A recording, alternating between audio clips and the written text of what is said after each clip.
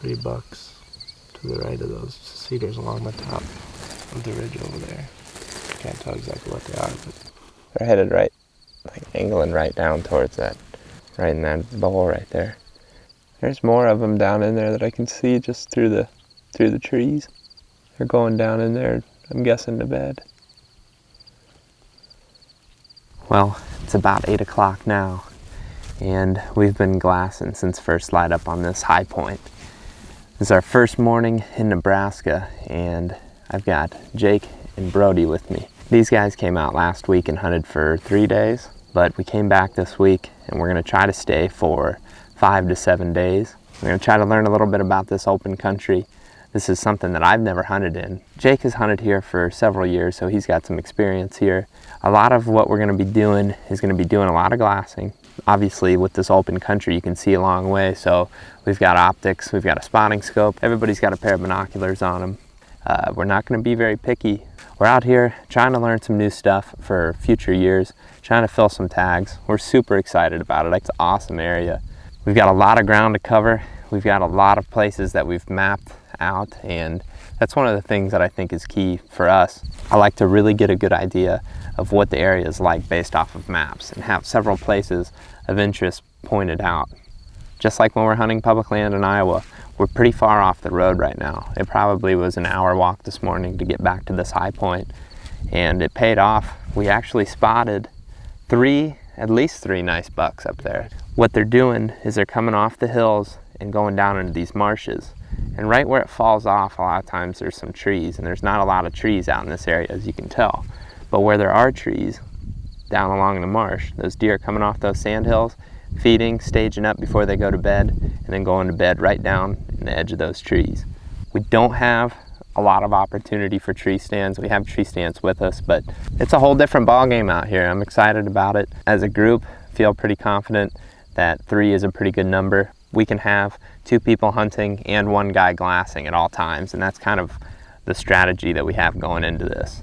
Very excited about it. We've got some bucks that we've seen already, and we know right where they went to bed, so we've got a plan for this afternoon. I think we're just gonna basically get as close to them as possible and hunt them coming out the same way that they went in. We'll be hunting for probably at least 5 days, so should be fun, and hopefully we can fill some tags here in Nebraska. We're geared up and we're headed back towards where those bucks went down into the marsh and bedded down this morning, and that's where we're going to ease into this evening. We think 1 buck might have even bedded down right in there, so what we're going to do is try to use the terrain and the thick vegetation to our advantage. We think these bucks are bedded down in the marsh, which is good for them. They're in the middle of a lot of thick cover, but it's also good for us because I don't think they're going to be able to see us from their beds.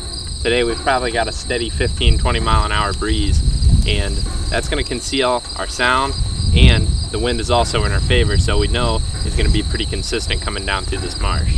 We're going to ease our way into the wind, and like I said, we're going to try to get as close as possible to these bucks, because when they get up out of their bed, they can do a number of different things. Generally, they go up into the hills, but there's a lot of different routes that they can take.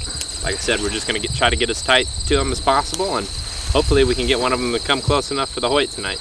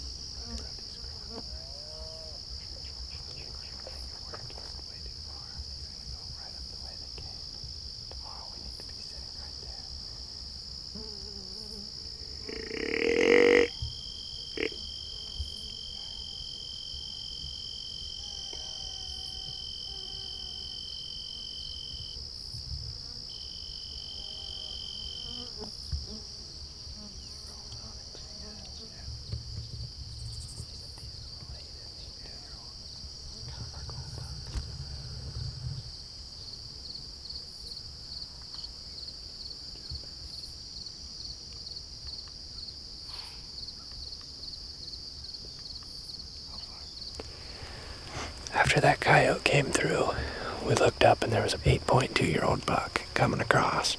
I grunted at him a couple times and he showed interest, but he was headed up into the hills. And then a doe and her fawn went the same exact path. So we came up here probably another 80 yards.